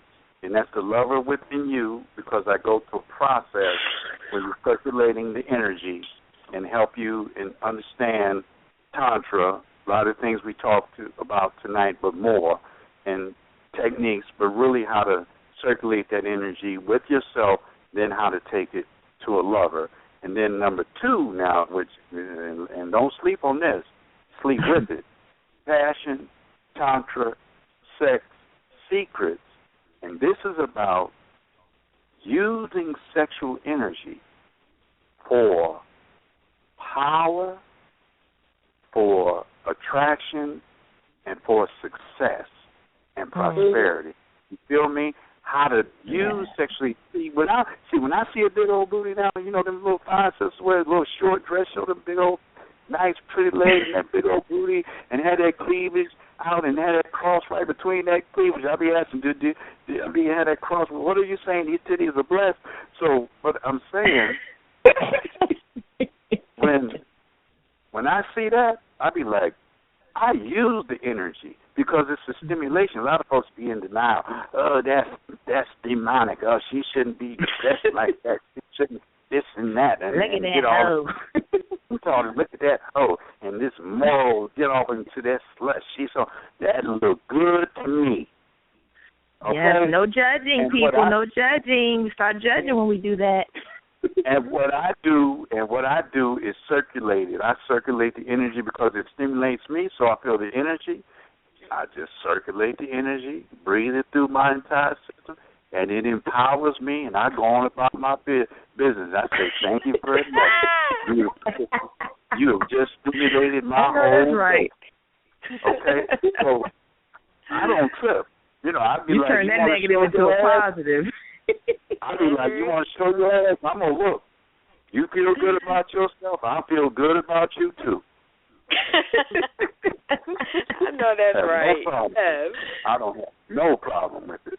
And I walk around naked. I'm not the dude. I'm not going to jump on you. I'm not going to rape you. I'm not going to do it. I got control of myself. I know how to circulate the energy. You can walk around butt naked. That do not give me the right to jump unless you allow me. Now, if you say yes, come on. That's a whole other beast. First, I got to teach you how to say "I'll say," and we cool. We hope that answers your question, sister. Yes, it did. I appreciate that. Thank you. Thanks for calling. You should just read poetry on tape or books. You have a beautiful voice. Well, I've been told I tried the sexual thing through these particular chat systems. I was trying it out, and I tested it out by creating a greeting, and I would give a description of myself, and when I finished with my greeting, I had over 20, 30 men who's ready to just get off on the phone. And I'm like, wow, I want to start a business on this. That's a powerful throat chakra. That's a powerful throat chakra. You could make men, you can raise men's kundalini just by your voice. Yeah, I've been told that, and I tried it. Just by your voice. And that's one thing I didn't tell you all about. I do remote tantric chakra balancing, y'all. Okay. Wow. What remote means, I tested. I did a few. One of these sisters may be calling in, maybe on the phone. I did some testing. See, I've been into this since 1983. I'm not no rookie at this. This ain't nothing new to me. You're mad. I watch all these folks coming out here doing this stuff, and I go underground. See, years ago, I used to do seminars and workshops, and all women would show up, and it was just too much for me. I didn't want to be known for that, right? It was like, this was, but every 5 to 7 years, sisters, it'd be a sister that pulls me out, I got to go back to some instruction, because I don't stop learning. I keep going, because it's unlimited energy when you're talking about sexual energy. It's unlimited knowledge about it. So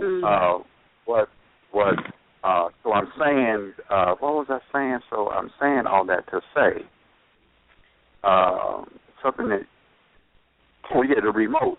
So when I can take you, but you got to allow me you got to allow me to do it. You got to open up, and I can go into your body, your spirit, and actually pull your energy up and balance out your chakras and put your sexual energy in alignment and balance with your full self remotely. You feel me? Because see our energy, our physical body, but our energy is sharing. So I can tap into that, and two sisters did it with a few sisters, and Jamila's one. I don't know if y'all know Jamila Shabazz. Yes, we love her. She had a powerful experience, and that sister is powerful. Okay, wow. All day. Yes, she is. No. Y'all don't hear me. I'm not talking about John Christopher. I know who you're talking about, because you talking about into the room. John Christopher is cool, but like I told her, he's going to have to be the guest star in the next 2 years, because you're the one. So, but her energy is so powerful that y'all just don't know. Dealing with her was like just her energy, not her, just her energy. And then another sister that I dealt with, and the experiences that Jamila had was so powerful. And it wasn't no sexual thing with her. It was just balancing out her chakras. Mm-hmm. And I wasn't trying to make her come. We could do that too, but I wasn't trying to do that.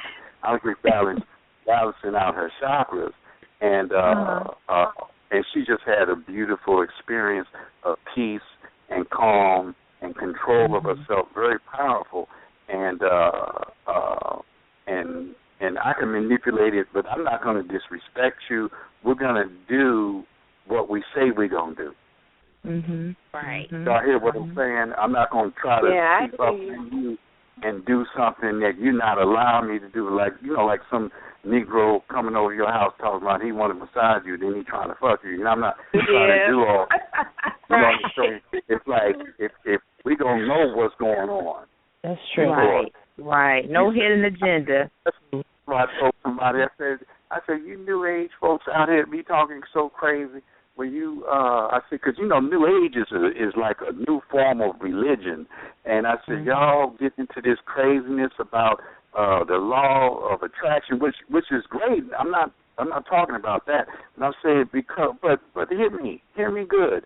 When you attract somebody in your life, that don't mean you have to tolerate their bullshit. Do you hear what I'm saying? Amen. Glory. Do you hear what I'm saying? That don't mean they said, no, I attracted the bullshit because I'm full of shit too. What the hell are you talking about? I said, look, people make their own choices and decisions, and have the control of their free will. Yes, yes. If you come to me and I like you and you like me and I find out you full of shit, then get the hell out of my life. You talking to somebody out there. I got to tolerate you because we attracted each other. What are you talking about? I can repel you just like I can attract you. When you show up wrong, I said, y'all crazy with that stuff. Well, they evil, I must be evil. I must be attracted to that because in the past. What are you talking about? Y'all ain't making no sense. Please say this again, please. I said common sense and left the New Age building. You hear me? Oh, my goodness. And then religion makes you think you have to stay in these crappy relationships, too. That's the game. That's the mind control. You got to be sovereign in your spirituality. What's working for you, what's not working for you, what's working in your life, what's not working in your life, then you repel what you want to repel and attract what you want to repel. And you repel bullshit. Yeah, yeah. Especially when it good idea. I'm going to try to look into creating tapes, or what was that? You said sex on tapes? Huh? Some tapes. What? Creating tapes. Yeah. Well, go to my piece, my site that I just took, the bit.do/DM coaching, and get those MP3s. Those Passion 1 and 2, Passion Tantra Secrets 1 and 2. And for all of those of you who want to be set on a foundation, see, the main thing is to get a foundation. Once you have the foundation, you can take off. You see, because there's a lot of different instructors out there. There's a lot of teachers that can take you into a lot of different areas. I mean, they got folks putting people on tables, putting their hands over them, making them come. They're doing a lot of exhibitionist stuff that's going on out there. A lot of different stuff that folks are out there doing. But what you need, what everybody needs, once you have the foundation, then you can kind of take it to where you want to take it with your own creativity. Because you can get tempted out there. You can get, because you're so open to the new energy that anybody can tell you anything. But there's some folks out there who are doing some pimping out there. So, just have some common sense when you go on in there. But what I do is really teach you from my style, my information, of what I've learned. And I've had some brilliant teachers, and I've learned a lot on my own. And through your own experience, just like you will learn on your own, because Tantra, you don't replace Tantra with what you already know.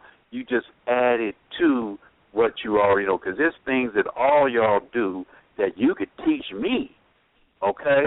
So just because of your experience. So y'all the goddesses.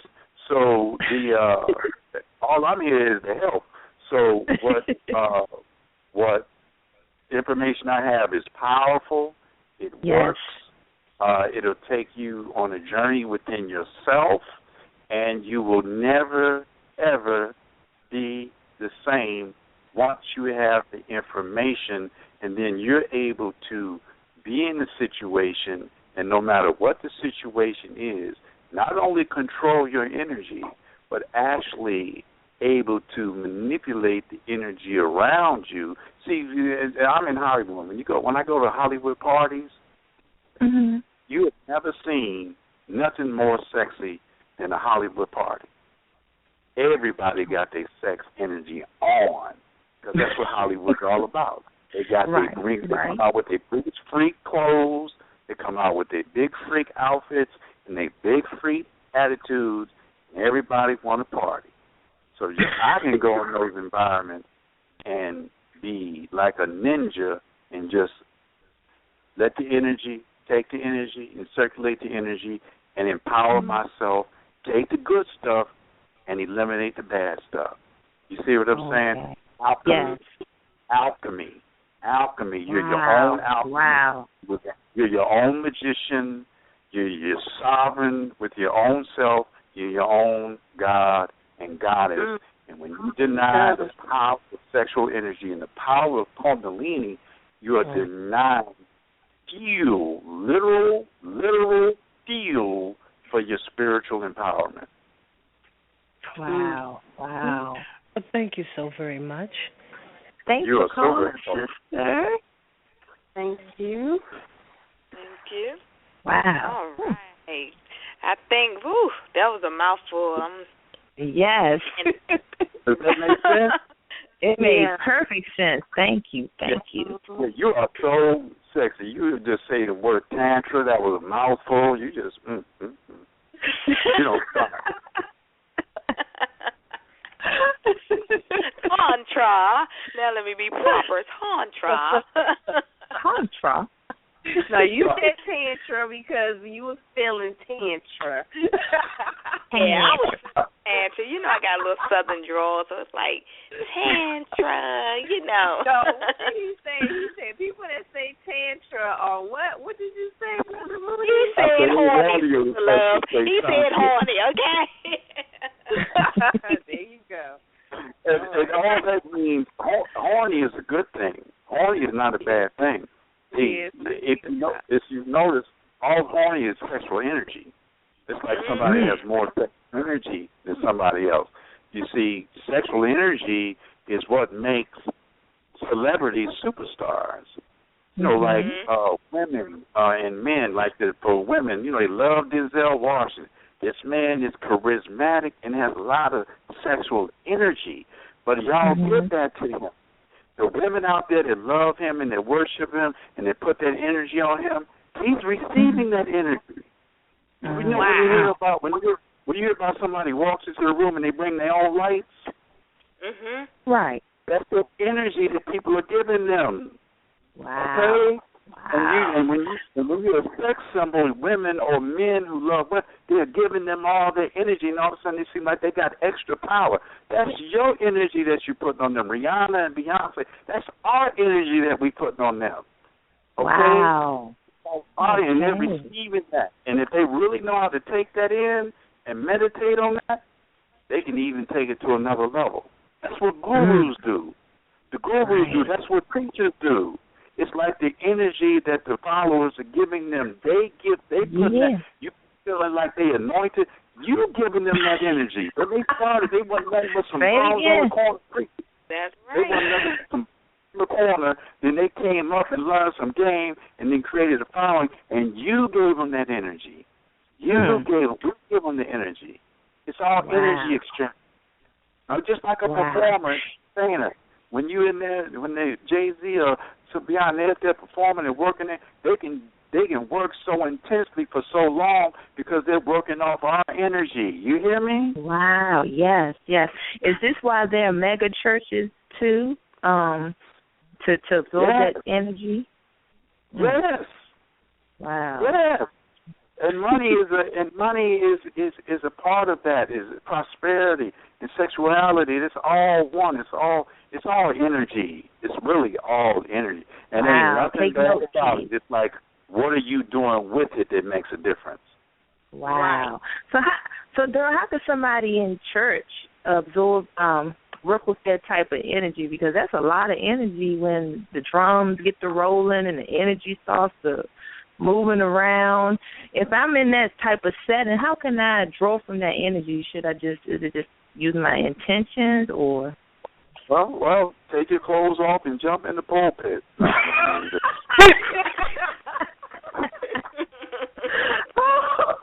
I'm going to be a horny heathen for real then.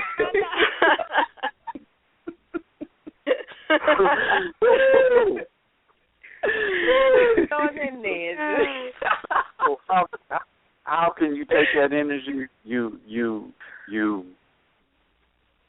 go with it. I mean, you know, if you're gonna be in there, enjoy it. You know what I'm saying? Do what they do. Connect to the ones that's going off and flow with them, or just sit there like a monk and smile and enjoy it. It's like different.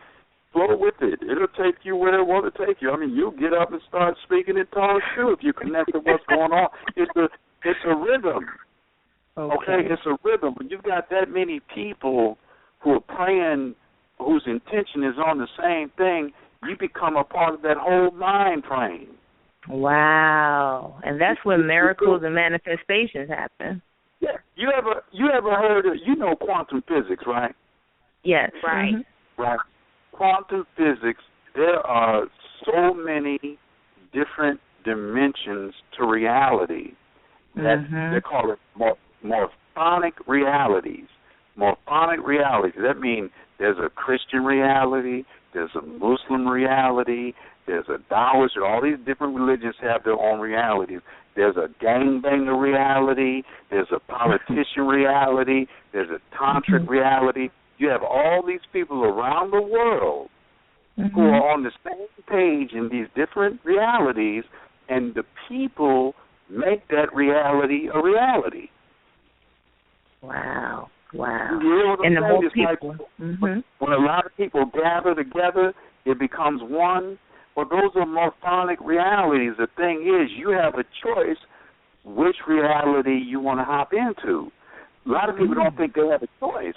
They become pressured. You know, you grow up, your mama was a Baptist, your grandmama was Baptist, they took you to church. Now you talking the same stuff they was talking when you 25. You're doing the same thing. You didn't have a choice. You going with the flow of what was taught to you, right? You didn't break out of it and know that you have a choice of what reality or what morphonic reality you want to choose and where you want to live. You have that choice. Don't nobody choose for you. You have the choice. You know, that's called growing up. Growing up, becoming mature within yourself and saying, no, this is what I choose. I'm not saying don't go to church and enjoy it if you want to. That's your thing. But I'm saying you ain't got to get caught up. You can go to a Muslim church. You can go to a meditation hall. You can go to the beach. You can pray to the sun, to the moon. You can jump in the water and pray. I mean, you can do whatever you want to. But do not limit yourself to what you've been programmed into, is all I'm saying. Expand yourself. To the whole universe is yours. The whole universe. And you don't need no middle person to get you to it. That's another trick. That you need a middle person, to Jesus or this or that, to get you, or Muhammad or whoever, that need a middle person to get you to it. That's like if your father, if your boyfriend owns a bank, right? And then his son is a teller, and you go in there asking his teller for money, and you can go right to the daddy. Exactly. You go right to the source. Why you don't go with this chump and you go right to the source? What's stopping you from going right to the source? Right, where you came from. It came from the source, so why not? Why you can't go straight? The same place you got to go back to. Go to the source. That's right. Wow, this conditioning and programming really did a number on us. Oh, man, but that's the whole thing. See, they can control you into authority. If I can control you, if I can create a middleman and control your brain like that, right, then I can lock you into authority. See, government and the hidden hand and the controllers and the rulers, they play God. They play like they're God. They run this thing like they God. We playing human, they playing God. We playing checkers, they playing chess, right?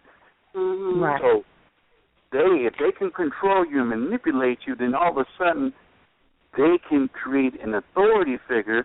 So then what they do is reduce you to surrender to authority. You feel me? On all levels. Authority, politics, education, business, money.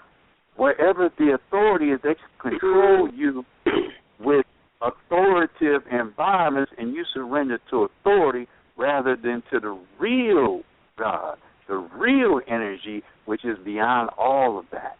As long as they can manipulate you on that level, they got you living like a slave, and you're afraid to be free. See, one thing, we became free literally, but we didn't become liberated. You feel me? Liberated out of ourselves and going into the whole universe is ours. We are a micro of that macro. We are it. We are amazing. Yes, we are amazing. We are, you know, when you're inside, we're talking about pregnancy. When you're inside a womb, you are God creating yourself.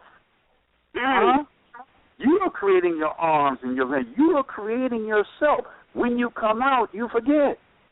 And so when you forgot, then that's when the programming starts. The first 8 years, you are programmed. You are programmed to who you are and what you're supposed to be. In 8 years, you are locked in. You see, you are just programmed and controlled. So at some point, but again, the universe, no matter where you are, is always talking to you and always trying to deprogram you.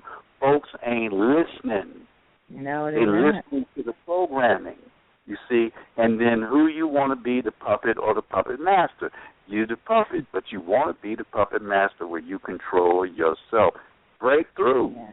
A lot of people ain't breaking through. They say, well, I didn't know. See, there's nescience and there's ignorance. Nescience is they're trying to take that word out the dictionary, because once you understand that word, you understand the game. Nescience is when you just don't know. You ain't been told, you don't know the truth. But ignorance is when you've been told the truth and you still deny it. That's just ignorance. Look, can you get a definition of ignorance? I'm telling you there's a universal God through, and you say, no, but Jesus is going to save you. I said, get the hell out of here. You're just going to be ignorant. Mm-hmm. You know, he's going to save you from what? Are you kidding?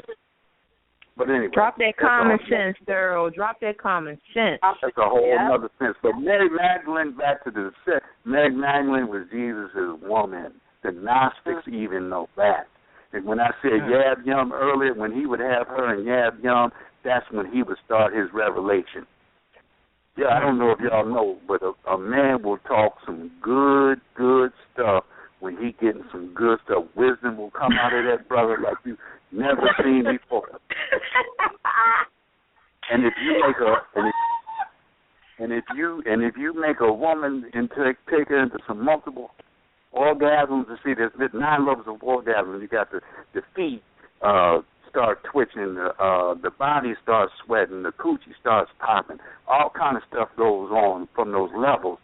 And when that 9th level hit and she relaxes and she just totally laid out and blissed out, right then she's so psychic, man, you can ask her for the current lottery numbers that'll win, and she'll tell them to you. Wow. Powerful.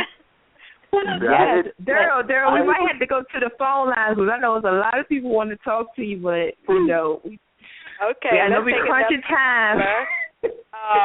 Caller 914. Question, comment, sipping tea. Hello. Yes, I have a question. I actually have a question about men who claim they have premature ejaculation. Is it that they can't control it, or are they weak? What? Or are they just lazy? What is it? Ooh, good question. Ooh, good that question. Was a juicy one. Yeah. First of all, if a man has premature ejaculation, first of all, be thankful, because that means you got some good old pussy.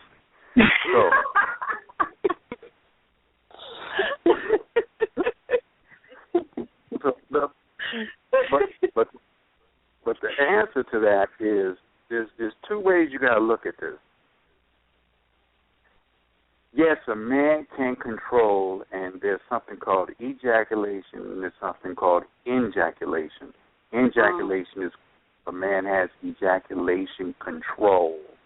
Okay, and I talk about how a man can do that and how a woman can help a man do that on my tape, because that is even good for self-loving when a man learns how to control. You know, you can self-love, or what they call masturbate, but you don't bang yourself off and ejaculate. You control your ejaculation and have an ejaculation, and this will, in turn, will help you through the processes when you enter a woman. Okay? So a man can get so good where he can control his ejaculations no matter what you do, and no matter how you move, he can have control. That's a master who can do that. That's hard, especially when you got that good old juicy, good, you know what I'm talking about. Just, Lord have mercy, you're fine, and he's just, you know. So that can be difficult. So when it's difficult for the man, it's your job to help the brother control himself. Now, how do you do that?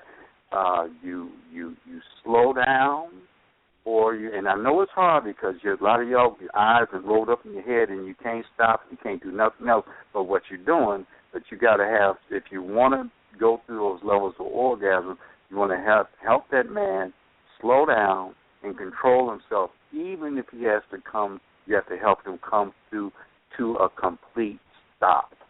And at that point, he can breathe and use certain muscles to reverse the energy from pulling out his phallic and turning the other way and going up to the crown chakra or going up to the willpower center or the heart center where he has an internal orgasm without ejaculation. So therefore, he has the orgasm and he's able to maintain himself and continue to make love to you. Start again, and they call peaks and valleys, where start again, making love again, right? And you feel that point of no return coming up, don't stop, bring it up, and you practice that a few times, and then all of a sudden you get to the point when you're working together where the man, all you need to do is slow down, and you don't have to stop, and you can pull it up, and then you can get to the point where you can just make love and he can maintain himself. But it takes practice where you work together and you make that happen. So as far as premature ejaculation is concerned, yes, he can control that. There's certain locks. It's called a big draw.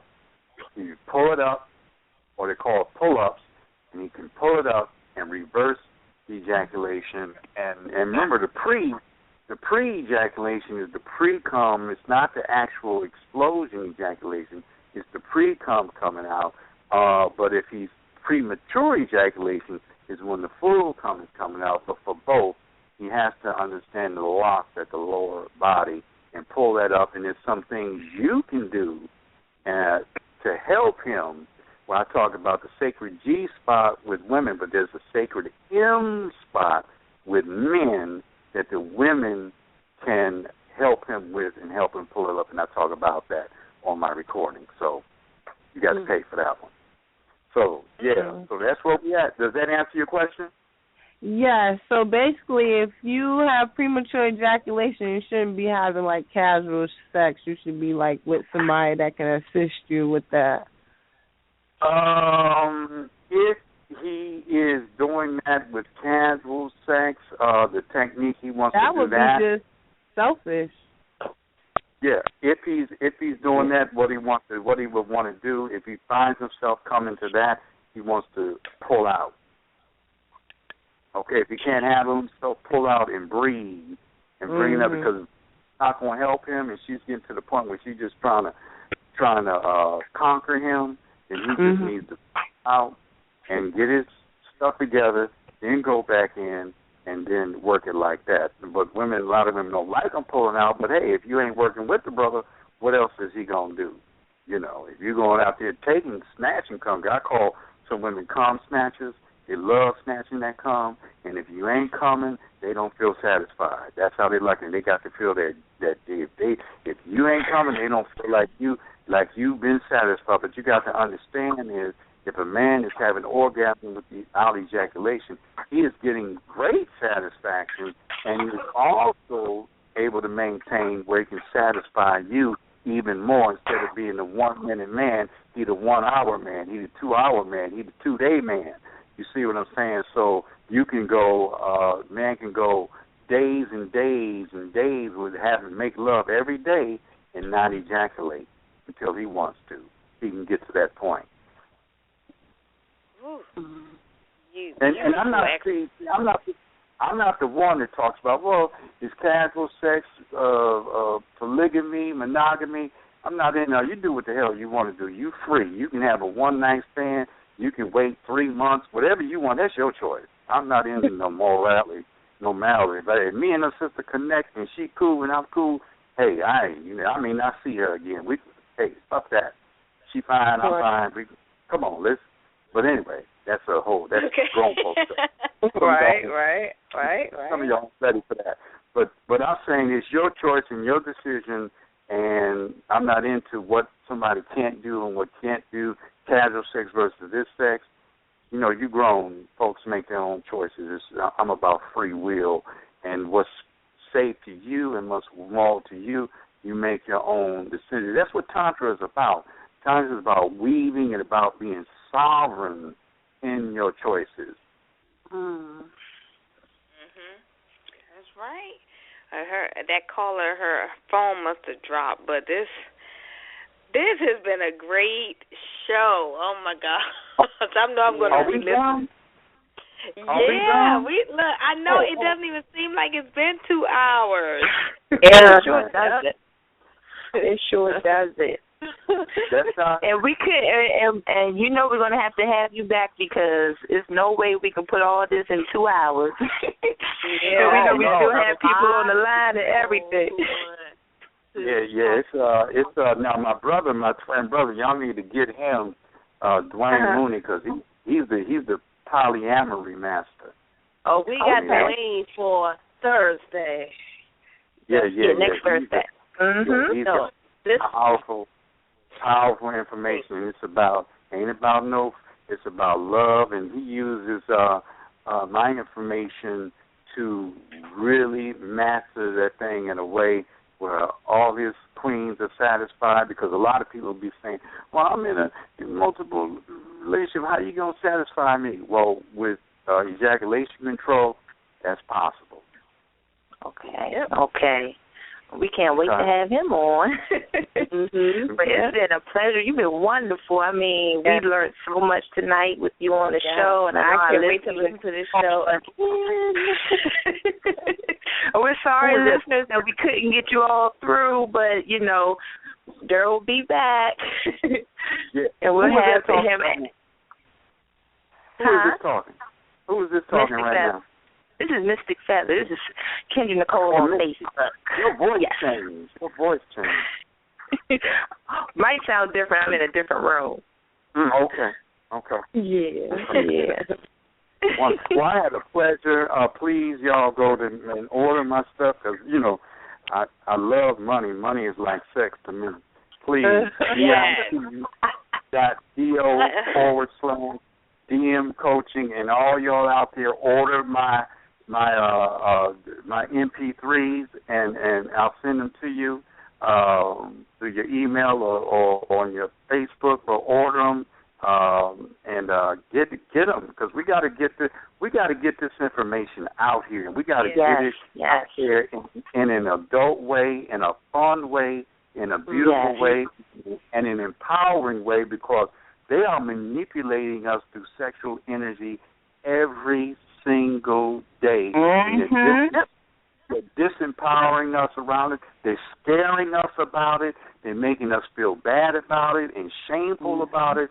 And we got to get out of that shame and be adults about it, and create our own morality around it, and create the beauty that's inherent in sexuality. I don't care if you're celibate. I don't care if you're monogamous, whatever you are, that's you. But you can make it harmonious with your spirit walk on this planet, and it makes you enjoy this earthly body, because they always say, I'm a spirit being who's having an earthly experience. What about I'm an earthly being having a spiritual experience? I mean, you know what I'm saying? I mean, enjoy your body. You were given this gift of your body. You were given the gift of pleasure, and that's also what Tantra means, the art of pleasure. Pleasure in your whole, not just sexuality, but sexual energy in the bedroom, out the bedroom, and creating your life, making love to your life, having an orgasmic, blissful life. Because when you're having those high orgasms, your intuition becomes so refined and so powerful. It's like when you get excited having sex, the same thing about life. You start getting excited, and people and things that attract you and the things that you want. When you get excited about it, that's your sexual energy saying, yes, this is right. Yes. And this is such a powerful show, full of so much information. So much. And we hope that our listeners got something out of this, and that you take this and empower yourself, women especially. Take back your power. Take back. Yes. I'm definitely getting those MP3s because I'm trying to manifest with my sexual energy. You trying to what? I said I'm definitely getting those MP3s because I'm going to be manifesting with my sexual energy. Please, yes. if y'all want some coaching, I do that. But you'll see on my site, I do remote chakra balancing. I do coaching, talking coaching. If you got relationships and you're having sexual frustration in your relationship with your lover, I can help you with that. It's like all kind of things we can do. So let's do it. Let's make it happen. That's beautiful. Check them out. Daryl, can you give us your website again? Yes, bit.do/DM coaching. bit.do/DM coaching. DM stands for Daryl Mooney. DM coaching. Okay? bit.do/DM coaching. And my email, mooney@hotmail.com. MOONEY, star is TAR, @hotmail.com. And hit me up on Facebook, Daryl Mooney. Beautiful, beautiful. I got a picture of Bruce Lee as my profile, my cover. Have y'all seen that cover photo with the little dove and the black woman? Yeah. Sitting on the rock with that big old booty? That that's me. So go on. No surprise. Beautiful goddess. Yes. Well, we sure love having you on, Daryl, and we know you will be back. And we want you to bring all your wisdom and knowledge on demystifying sexuality, because you sure did demystify a lot for our listeners tonight. And we just want to let our listeners know to use your sexuality to empower yourself. That's what it's there for. Not to be ashamed, not to suppress. You have to deprogram yourself from what you have been taught. I mean, you already know this stuff. It's just, like he said, you have to remember it all. So, we have to remember. And peace to the God. Daryl Mooney, thank you so much. Thank you. Thank you. Love y'all. Love you too. Love you too. Love you, Mooney. Any orgasm. All right.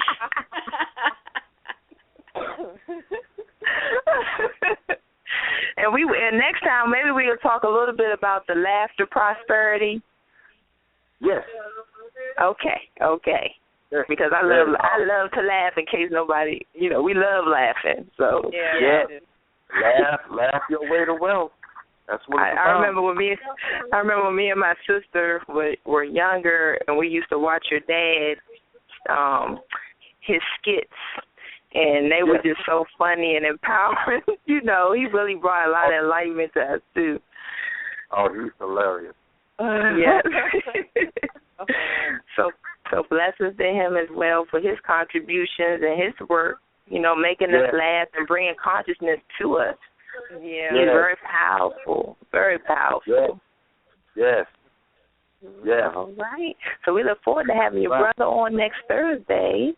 And then you back on soon to finish this. We got to have a part 3 now. I say. All right. All right. Ashe. Yes. Say it loud. Ashe. Take up. Taking in all right, listeners. All right. Y'all take care now. All right, you too, hon. All right, peace and pleasure. Okay. Peace and love. All right. All right. Well, we hope you all had a great treat tonight in the Goddess Suite with our special guest, the lovely, lovely Daryl Mooney. It was a real treat for me. I learned a whole lot, and I know you all did too. And don't catch the replay and continue to listen to us Tuesdays and Thursdays. Let's Talk About It Tuesday and Thorough Body Thursdays at 9 p.m. Eastern Time. Yes. All right. We love you all, and peace and blessings. If you have any questions, just send them to godissweet@gmail.com.